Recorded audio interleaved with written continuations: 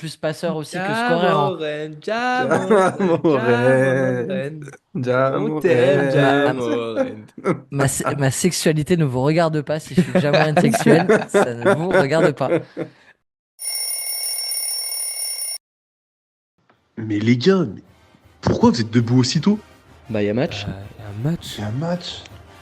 Bonjour à toutes et à tous et bienvenue de nouveau sur Yamatch, votre podcast 100% sport américain. Et une nouvelle fois, équipe au complète. Comment ça va les gars? Ça va très Ça bien, et va. toi? Ça va nickel. J'aime bien quand il me dit et toi parce que il me le reproche souvent, enfin du moins, et nous le reproche Guillaume, et lui il l'oublie pas. C'est vrai. Ça c'est cool. Quand Ça il c'est cool. présente, il faut lui dire et toi, mais quand on présente, Ouais, lui de toute façon c'est le train, c'est la manière italienne. On dit pas bonjour, on va tout droit. oui, c'est vrai. C'est ça. Ciao. C'est ça. Ciao, Ciao. Voilà, ciao, il come a dit. stai? Come D'ailleurs, Milan stai, qui va tout droit ragazzi? en bas du classement, quoi. Oui, Milan qui va vers le bas, malheureusement pour notre ami Pulisic. Ouais. Et parce que lui, bon, on Ouais, n'oublie pas les politique. on n'oublie pas les Mounsa aussi qui sont américains, mais ça reste Pulisic, Hmm, la tête d'affiche de cette équipe. Bon, messieurs, hmm. aujourd'hui, on va parler d'un sport qui vous plaît, parce que bien qu'on ait un nouveau dirigeant politique à Washington du côté de la Maison Blanche, avec Monsieur Trump, Oula. on Un a glissant, un glissant, Ilan. non, c'est pas terrain glissant, c'est travailler. On a peut-être des nouveaux outsiders, mais là encore à Washington, mais sur la glace, parce que l'équipe de Washington est en train de faire des grandes choses. Mhm. Et j'aimerais que vous me parliez un petit peu de cette équipe-là, parce que vous m'avez dit que c'était un peu l'équipe à suivre. Oh, c'est plus que l'équipe à suivre. Ouais, c'est littéralement pour moi, ça dépasse un peu le statut d'outsider. La question, c'est est-ce que c'est pas eux les principaux contenders aussi?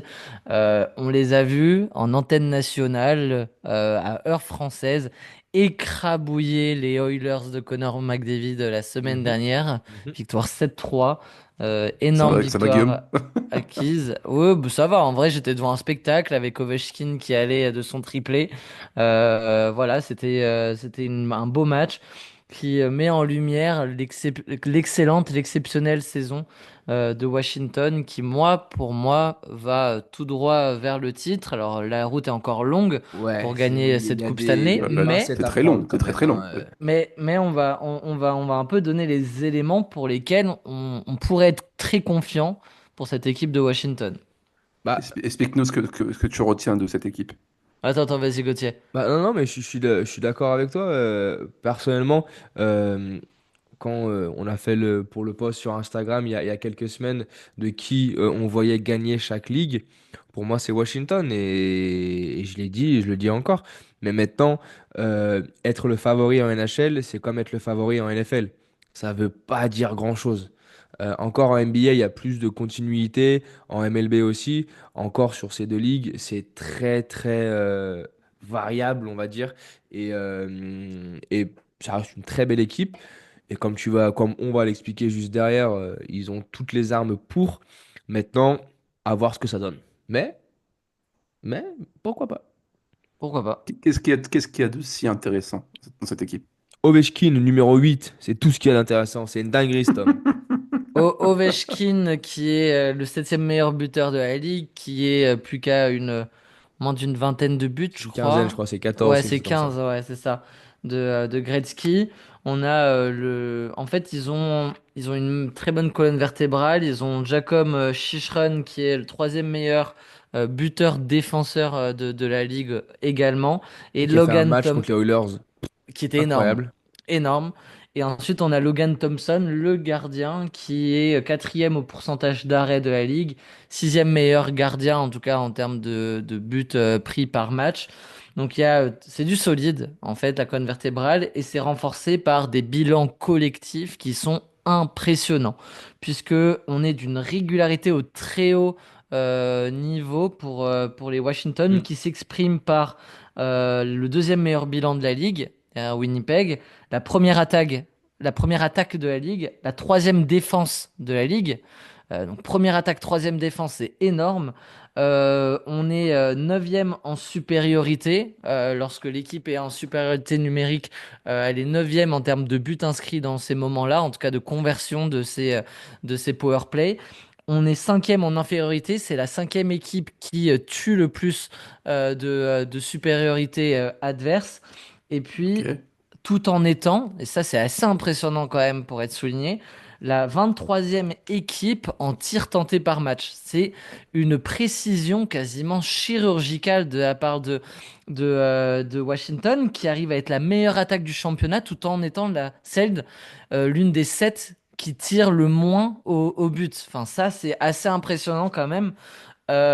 Cette équipe-là, du coup, elle est vraiment très très solide collective. Elle a énormément de régularité cette saison. Elle vient de laisser un match à Calgary juste après la grande victoire face aux Oilers. Mais je pense que c'était ce match-là où Washington voulait faire un statement et dire qu'on est bien plus qu'un contenders. On est vraiment un favori pour le titre cette année. Donc voilà, ouais, franchement, moi je trouve qu'il y a beaucoup beaucoup de choses positives dans cette équipe pour les voir aller très loin dans la compétition. Tu Ouais, parles mais beaucoup de l'attaque, Guillaume. Je vois aussi qu'il y a des très belles stats défensives hein, dans cette ah équipe. non, mais c'est Ouais, sur quoi je voulais rebondir, mais troisième c'est défense, hein. les, les- le match contre les Oilers. Ils arrivent à se prendre deux pénalités d'affilée. Ils font 4 minutes d'affilée en infériorité numérique. Mm. Ce McDavid qui est, qui ce qui est reste énorme. sur ce qui est énorme, hein. McDavid qui reste sur le terrain pendant les 4 minutes. Ils prennent zéro but. Ouais. Ils Il sont faut. en 5 contre 4 pendant 4 minutes avec McDavid, Draisaitl sur le terrain. Ils Mm. prennent pas un but. Non, Mm. mais c'est la défense est impressionnante en fait. Et, euh, et pour regarder de plus en plus de matchs et pour regarder les matchs qui sont de tous les niveaux, hein, je regarde autant les pires que les meilleurs. euh, Tu regardes les c'est Kings un peu? non, j'ai jamais regardé les Kicks pour le coup en plus. Non, j'ai jamais regardé. On regardera ensemble. On Un regarde petit match avec ensemble. Kopitar et Douti, là, ça peut être sympa. Non, non, mais tu vois, genre, moi, ce qui m'a choqué le plus quand je les ai vus jouer là contre les Oilers, c'est vraiment en fait cette pression défensive qu'ils te mettent. Et en fait, ils te mettent la pression défensive à partir du moment où ils perdent le ballon. On t'a vraiment que c'est ça. C'est la Genger Press de Klopp et de Guardiola, quoi, qui sont en train de te Mm. mettre. Tu vois, genre, c'est une dinguerie. Mais vraiment, c'est solide défensivement. Ils se jettent pas, ils sont disciplinés, je trouve aussi. Donc voilà, en fait, si c'est un tout qui leur permet, bah, en étant solide défensivement, peut-être que tu vas un peu moins tirer justement, mais ils ont tout autant les qualités offensives. Et donc c'est pour ça que même en tirant moins, ils arrivent à mettre autant de buts. Et après aussi, tu as Ovechkin qui est, si ce n'est le plus grand joueur de tous les temps, quoi. Enfin, tu vois, il est vraiment dans le top 3 et je pense que c'est pas vraiment discutable qu'il soit dans le top 3. Donc à partir du moment où tu as un combo comme ça, bah, ça te permet très logiquement d'être en haut du classement et de pouvoir espérer une Stanley Cup, sachant Moi, qu'ils moi, l'ont moi, gagné il y a quelques années. ce qui rend. Je te propose pour un prochain épisode de faire un petit Waria sur lui, même si on le spoil un peu là. Ça pourrait être sympa pour nos Ah, pour se rendre compte de la grandeur auditeurs. du bonhomme. Ouais, ouais. Bah, c'est comme Exactement. présenter Michael Jordan à un mec qui connaît pas le basket, quoi. Bah voilà, Tu vas te ça dire, pourrait mais être what's sympa. your Ça name? pourrait être très bien.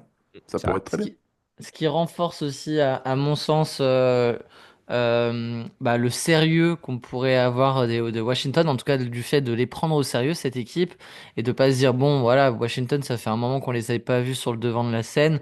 Est-ce que cette équipe a vraiment les épaules et vraiment armée aussi pour gagner cette Stanley Cup? Il y a 9 joueurs dans l'effectif qui ont déjà remporté cette Stanley Cup. C'est beaucoup. Il y a une grosse Ça ne peut que aider. continuité.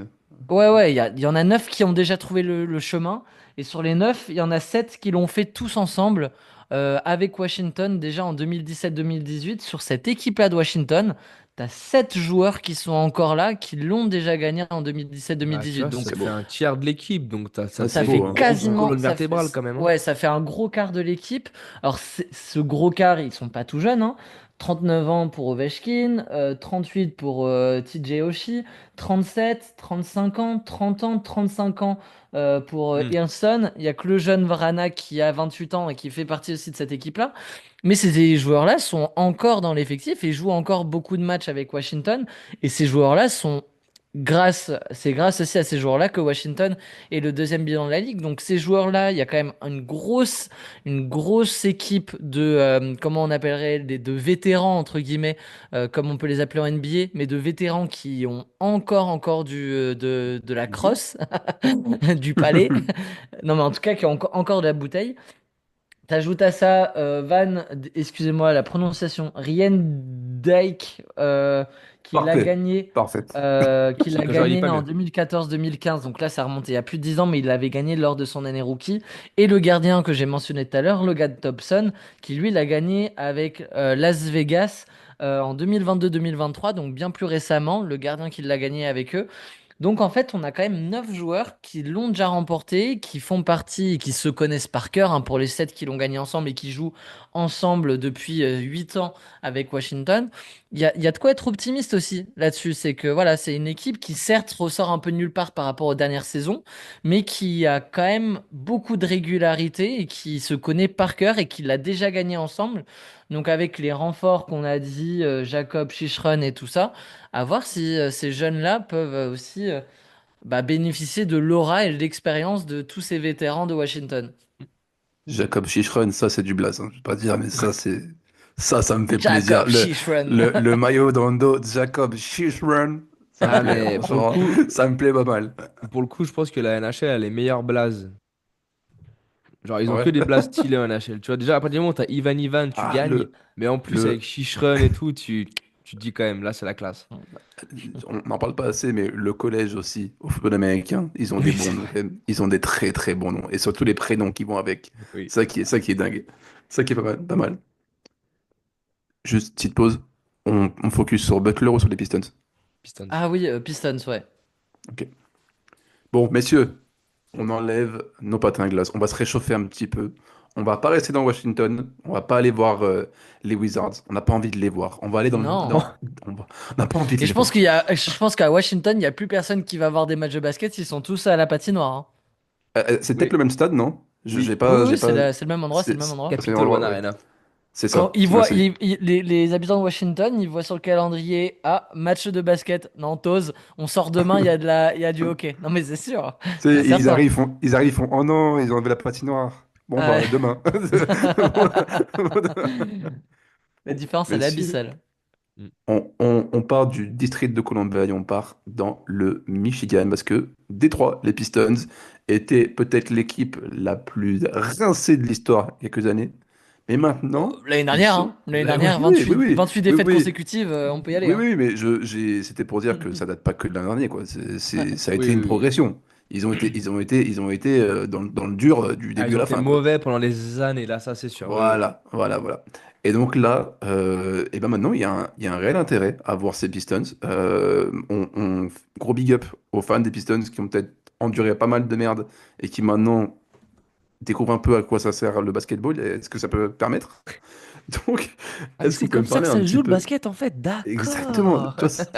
vois, c'est ça. Ils sont, ah ouais, alors, Détroit, ils se régalent au foot américain. Si en Mm. plus ils peuvent se régaler au basket, alors là, Ah, magnifique, c'est bien magnifique. que c'est vrai que c'est cool d'être de Détroit, là, en ce moment, quand même. En ce moment, on est pas mal. Ouais, On mange pas mal du côté de Détroit. C'est cool. Et donc, on a une renaissance des Pistons. Est-ce que vous pouvez me parler un peu de ça? Parce que franchement, c'était pas vraiment attendu cette année. non, bah non, c'est loin d'être attendu cette année, hein. Je pense que ils étaient annoncés comme ouais, entre la 15e et la 12e place à l'Est, quelque chose comme ça. Au final, ils vont potentiellement, et je pense qu'ils vont le faire, avoir une place directe pour les playoffs. Mhm.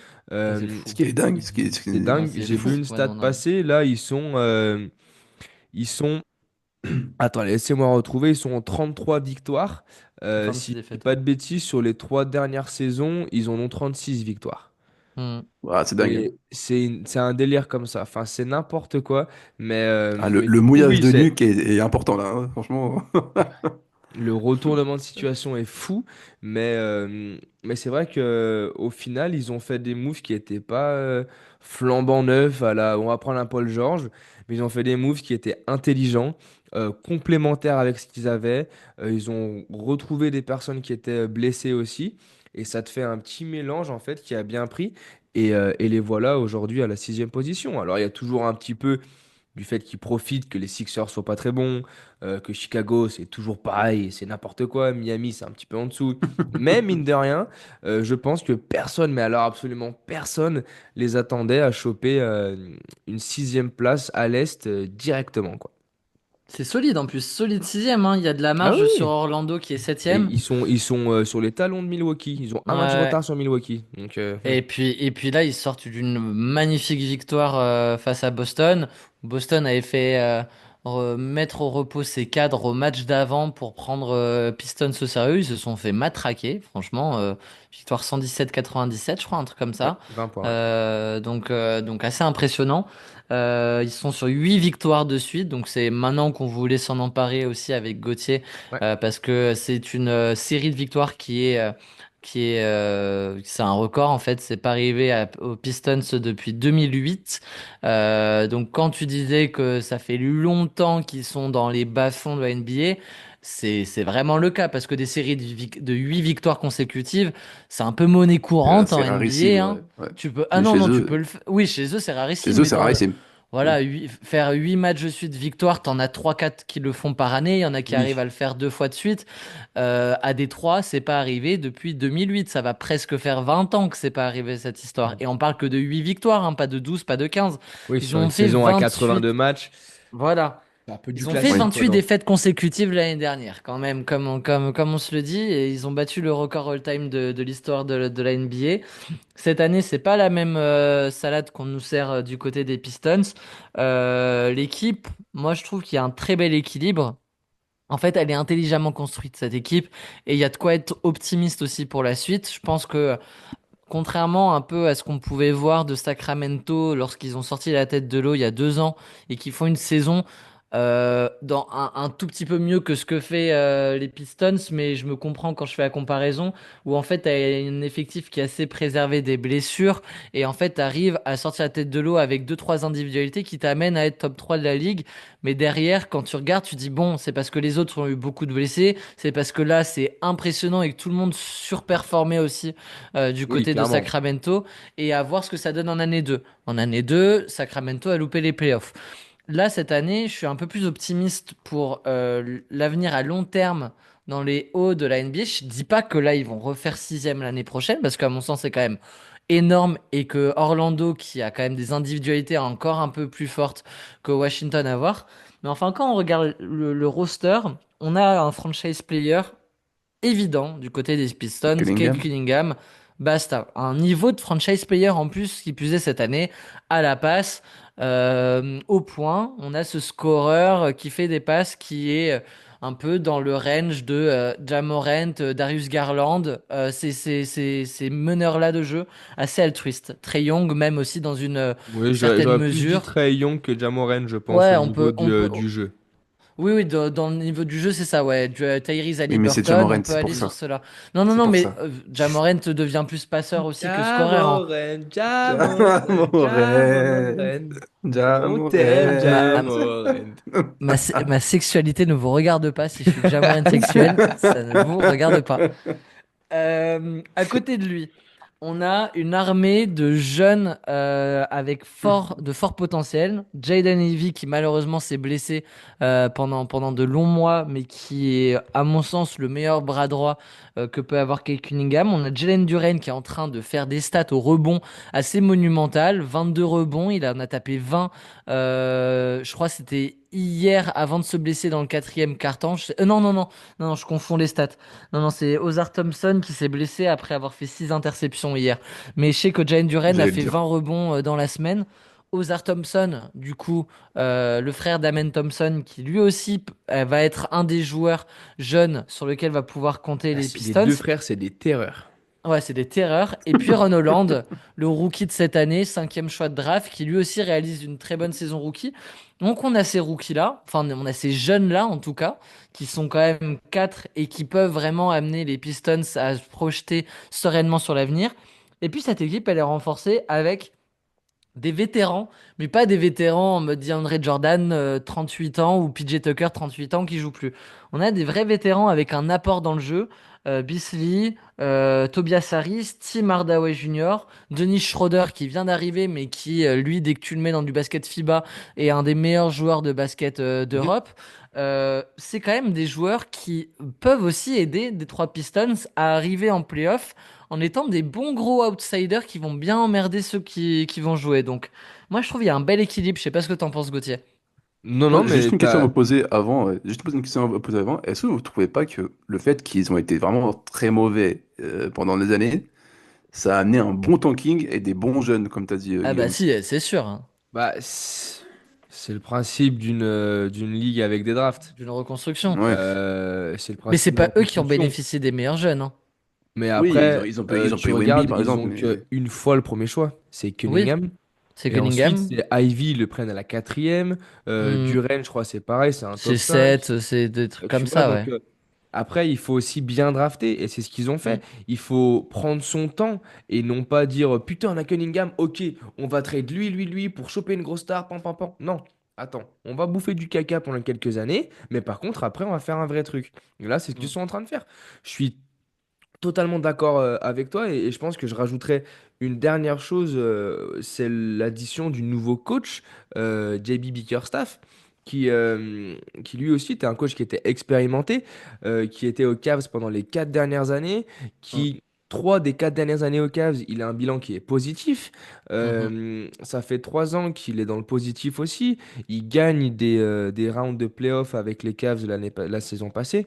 Donc, il a apporté aussi ce petit quelque chose de bah ok voilà on va un petit peu cadrer cette histoire mais on va ramener quand même de l'expérience. On fait confiance à un coach qui est quand même jeune, il a que 45 ans, mais avec un mec qui a de l'expérience, qui connaît un peu les playoffs, qui a su développer des joueurs aussi parce que Garland Mobley c'est sous Bickerstaff qui grandissent. Donc je pense que voilà le mine de rien la franchise a très bien géré son coup et si Trust the Process n'avait pas été la phrase de Wemby d'il y a 10 ans, ça aurait été parfait pour les Pistons l'année dernière. Enfin, sur les 3-4 dernières années, quoi. Ne pas oublier quelque chose d'assez important quand on fait des projections sur l'avenir des Pistons. Ils ont une sacrée merde dans le tiroir. C'est le contrat de Monty Williams de l'année dernière, qui avait signé un contrat record pour un coach, 78 millions de dollars sur 5 ans. Ils l'ont viré au bout de 6 mois. Il y a encore 65 millions de masse salariale Wesh. à Oui. verser à Monty Williams voilà, sur les prochaines années. Je sais pas si Ah, ça a lui, été c'est fait mis en bien quand one même, hein, shot ou parce quoi, que. mais C'est il y a quand l'ancien gars même. des Suns, c'est ça? Oui, Ouais. oui, c'est l'ancien coach Ouais. de l'année des Suns qui était arrivé avec un contrat record signé pour un coach à Détroit, viré au bout de 6 mois. Il a été remplacé par Jamie Bickerstaff cet été. Mais en tout cas, dans les finances des Pistons, si on les voit pas faire de gros moves ou quoi, je pense qu'il y a quand même un énorme chèque qui est parti pour Monty Williams. Donc, heureusement qu'ils ont des jeunes, heureusement qu'ils ont bien drafté, heureusement que cette équipe, il y a personne qui leur met la pression. Si les Pistons, ça met 3 ans, 4 ans pour jouer les 3, 4 premières places de la saison régulière, on leur laissera les jouer. C'est pas une équipe où il y a une pression médiatique dessus. Donc c'est quelque chose de plutôt positif pour eux. Ouais. C'est vrai. Bon, vous pensez que c'est Monty Williams ou Laurent Blanc qui est le plus blindé maintenant? Monty Williams, c'est quand même quelque chose, hein. Mais crois pas que parce que Laurent Blanc était à l'OL on trouve important Laurent Blanc en fait. J'ai pas dit ça parce que Laurent Blanc, si tu prends l'exemple, c'est que Laurent Blanc, il s'est fait virer du PSG pour 29 millions d'euros aussi. C'est pour ça que je fais Ouais. l'exemple. Ouais, mais là Il tu a me mis parles des 10 ans trucs Si tu, pour sportifs si de refaire tu, du Toulouse. foot. si tu suivais un petit peu le football et un peu mes rêves, je fais pas les transitions à Ah bidon, mon ben tu pote. vois, Laurent Blanc, on l'a pas vu pendant 10 ans aussi parce qu'il vivait sur sa quicheta qu'il a appris, hein. Oui, c'est Exactement. pas faux. Euh, C'est pas faux. Exactement. et C'est pour Monty ça. Williams, Mais ça n'a pas été. j'ai mon collègue, le Clermontois, qui pense que je dis de la merde. Donc, Ah non, mais moi, Et du coup, je me j'ai pas défends. vu le lien entre Laurent Blanc, sélectionneur à l'équipe de France, et Monty Williams, coach de l'année aux Suns. non, moi T'inquiète je pas. l'ai vu, Je Ilan, parce m'excuse. que c'est T'inquiète un pas. footix, T'inquiète pas. Oui, le c'est juste Stéphanois. qu'il a aucune culture, le monsieur en bas, c'est tout. Mais pour apporter une précision, effectivement, Monty Williams, ils l'ont pas payé one shot, donc il y a encore cette part-là dans la masse salariale qui va comme un peu à l'image d'une franchise qui coupe un joueur. C'était le cas pour Ben Simmons du côté des Nets, qui s'est Hmm. fait cut son contrat et qui est arrivé pour un contrat minimum aux Clippers. Là, pour le coup, Monty Williams, le contrat a été cut, enfin il s'est fait virer, mais il y a encore ces 15 millions par an pendant 5 ans. Du côté, ce qui représente quand même un bon joueur, un bon titulaire Oui, en. après, l'avantage, c'est qu'il n'y a pas de salary cap qui est dur, ce qu'on dit Non, en NBA. non, Donc, c'est pas même une si question tu de salary dépasses un cap. petit peu, Hmm. voilà, c'est pas. Ouais, ouais. On va parler de contrat maintenant, non? Vu que j'ai fait Oui, une oui, petite on va pause. parler contrat, bien sûr, parler contrat parce que on finit sur le top 3. Hein. On sait que maintenant, on a attendu sur le Warrior, mais aussi sur le top 3. La Mhm. semaine Ouais. dernière, on s'est un peu frité parce que Un petit peu? mes collègues avaient des avis.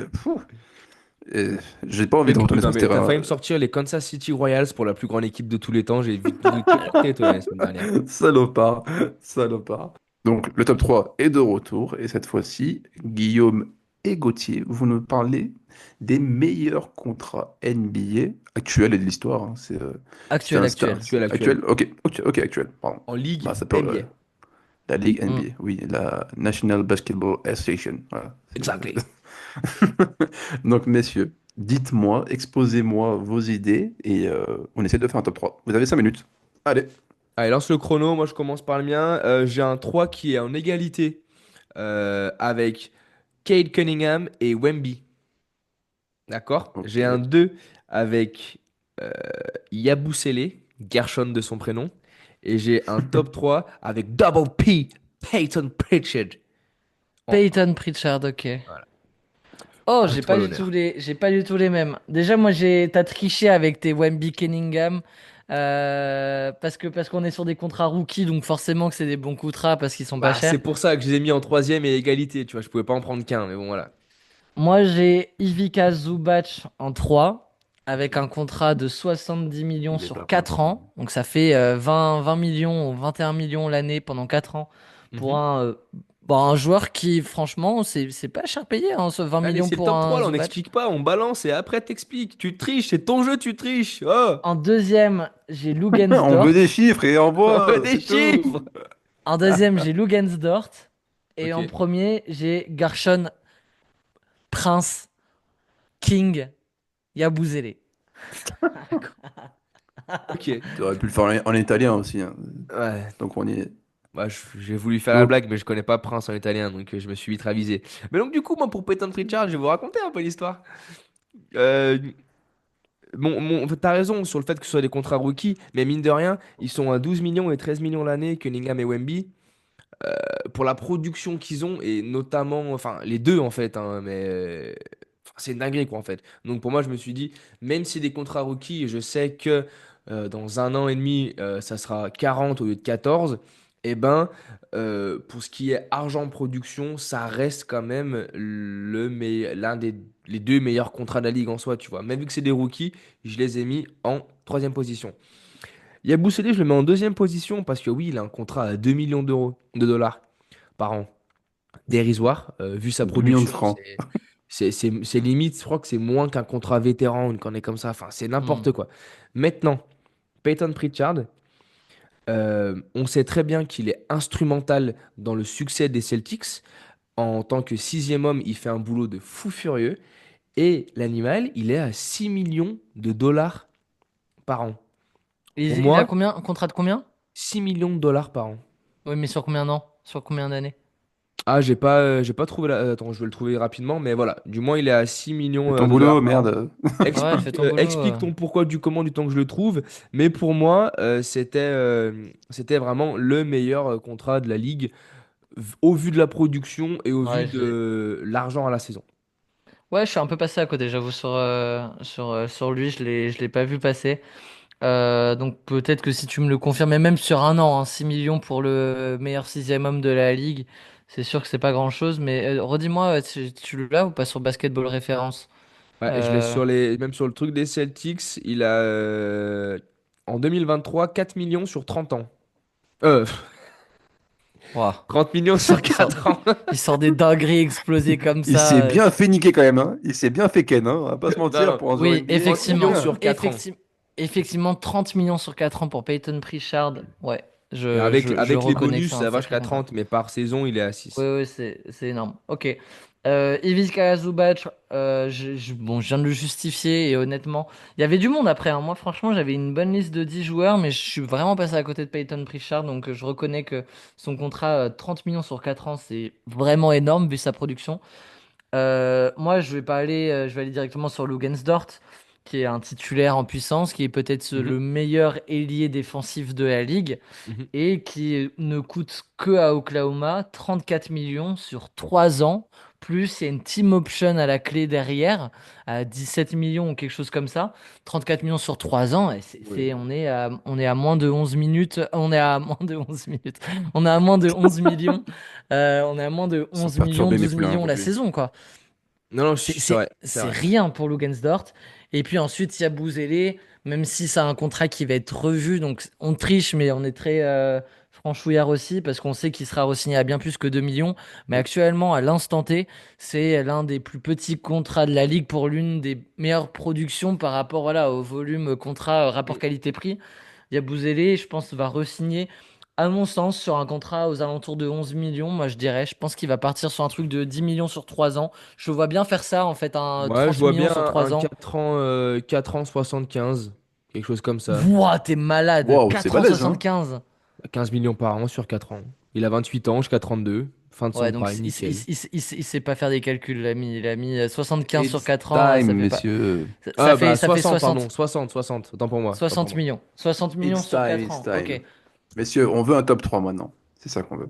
Écoute, pour aller dans ton sens, on va faire le mec chauvin, j'inverse Yabou et Peyton. Non, moi, je peux même mettre Prayton en vrai. Ah bah C'est écoute, vraiment un oubli. j'inverse pas alors, mais c'est vrai que je rajoute lui Dort en 3. Voilà. Donc Lugensdort en 3, Yabusele en 2 et Peyton Pritchard en... Allez, Franchement, c'est rage de main. c'est Ouais. vrai, parce que Bravo. il a été clean celui-ci, hein, il n'y a pas eu Je suis fier de d'engueulade, vous. nickel. Après, on a tellement morflé la semaine dernière qu'il fallait Oui, que ça aille mieux on cette s'est donné semaine, du c'est tout. plaisir la semaine dernière, donc autant être calme aujourd'hui, quoi. On s'est trop énervé la semaine dernière, là on est calme, c'est tout. Bon, messieurs, merci pour ce top 3 destiné à la NBA. On aura un autre top 3 la semaine prochaine. Peut-être sur un autre sport, pour changer un petit peu, ce serait cool.